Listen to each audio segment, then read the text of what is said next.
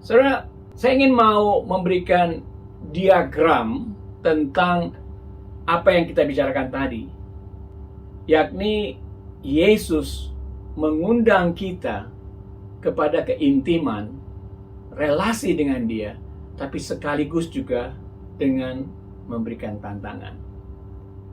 Mungkin kalau kita ditantang oleh Yesus, tapi kita tidak dekat kepada Yesus, kita ditantang untuk memuridkan, mencari orang damai, berdoa bagi orang lain, tapi kita nggak tahu Yesus itu secara pribadi, tidak mengenal Roh Kudus yang menjadi penghibur dan penolong dan penuntun kita, maka tuntutan itu akan menjadi berat dan kita stres. Ini bukan panggilan kita, saudara. Karena kita ditantang, tapi sebelumnya kita diberikan kesempatan untuk dekat, intim dengan Yesus. Nah, orang-orang yang punya tantangan tinggi tetapi tidak mengalami keintiman dengan Tuhan itu seperti orang-orang agamawi. Mudah sekali merasa tidak mampu. Tidak ada gairah dalam melakukan tantangan itu. Karena apa? Karena tidak ada relasi keintiman dengan Tuhan. Di satu pihak, saudara, ada orang yang mau mendekat kepada Tuhan, menyanyi, memuji Tuhan, membaca firman Tuhan. Tapi ketika mereka mendekat kepada Tuhan, mereka melupakan bahwa Tuhan sebenarnya menantang mereka. Seperti Yesus katakan, marilah, marilah kepadaku. Stop di situ.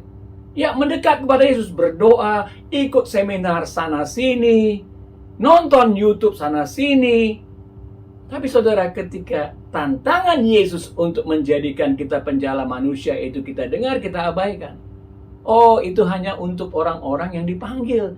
Saya hanya mendekat kepada Yesus. Saudara sedang masuk ke dalam kebohongan.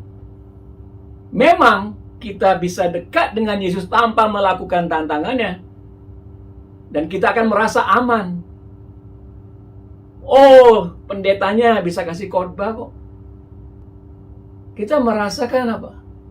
Situasi di mana kita itu konsumen. Menerima saja tanpa kita melakukan tantangan Yesus karena kita abaikan. Tetapi Yesus mengajarkan kepada kita dua hal ketika Dia mengundang kita. Dan setiap orang yang diundangnya Dia tantang juga untuk makin dekat dengan Dia dengan melakukan kehendaknya, saudara. Nah, ini digambarkan dari 4 kuadran ini, saudara. Yesus mengundang kita dalam keintiman yang tinggi bersama dengan Dia, tapi sekaligus juga Dia memberikan tantangan-tantangan yang tinggi. Nah, kalau kita berada di dalam kuadran itu, kita sebut itu budaya pemberdayaan, dan hasilnya adalah murid. Kenapa? Karena kita bukan hanya tambah tahu, tapi kita juga mengalami transformasi hidup. Pernah saudara lihat dan alami seperti yang Petrus dan teman-teman alami ketika mereka melihat mukjizat itu, mereka merasakan berdosa sekali. Kenapa? Karena mereka bertemu dengan Yesus. Dengan kuasa Yesus yang luar biasa membuat hati mereka terenyuh dan merendahkan diri di hadapan Yesus. Transformasi hidup, pemberdayaan, dan inilah yang diharapkan oleh Yesus.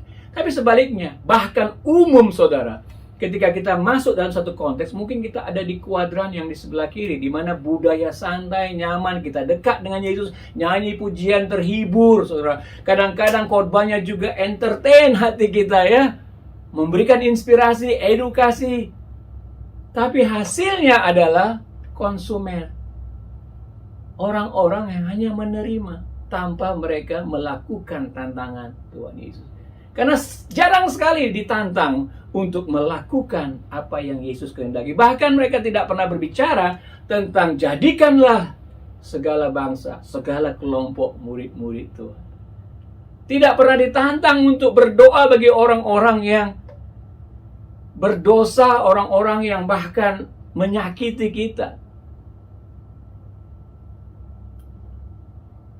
Dan budaya yang ketiga adalah budaya tekanan, karena kita ada tantangan perintah Yesus, tapi kita juga tidak diajar untuk bergantung kepada Yesus.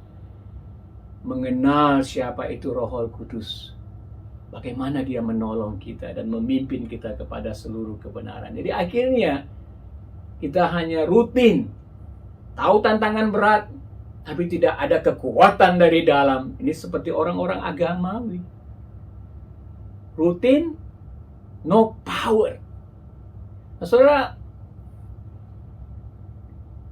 kalau tidak ada dua-duanya, tidak ada relasi keintiman dengan Tuhan, tidak ada tantangan, ya orang juga akan jadi apati atau bosan gitu. Nah, saudara, di mana saudara berada? Komunitas kita di sini ingin saudara mengikuti Yesus. Karena kita dengan budaya pemberdayaan ini adalah budaya yang dikenalkan oleh Yesus. Dan kita ingin meneladani Yesus. Oleh karena itu, dimanapun kita berada saat ini, entah kita apati, bosan, atau kita budaya santai, atau budaya agamawi, kita bisa pindah masuk ke budaya pemberdayaan yang diteladani oleh Yesus. Maukah saudara? Nah, kesempatan kita untuk membicarakan hal ini di awal tahun adalah untuk mengundang saudara sekalian juga. Untuk berpikir apakah saudara ingin tetap santai, tapi itu bukan budaya yang diinginkan oleh Yesus. Atau saudara mau masih dimasuk budaya agamawi saja, tapi itu bukan budaya yang diteladani oleh Yesus. Saya mengundang saudara, ayo kita masuk ke budaya pemberdayaan. Karena ini diteladani oleh Yesus. Kita diajak untuk dekat, intim satu sama lain, dan juga intim dengan Yesus.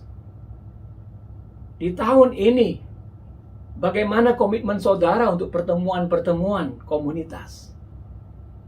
Kalau tidak ada relasi, tidak ada keintiman, kita mungkin tertekan. Tapi ketika kita datang, dan ketika Anda dan semua kita datang, kita bersama-sama melalui tantangan Yesus, kita semua diberdayakan.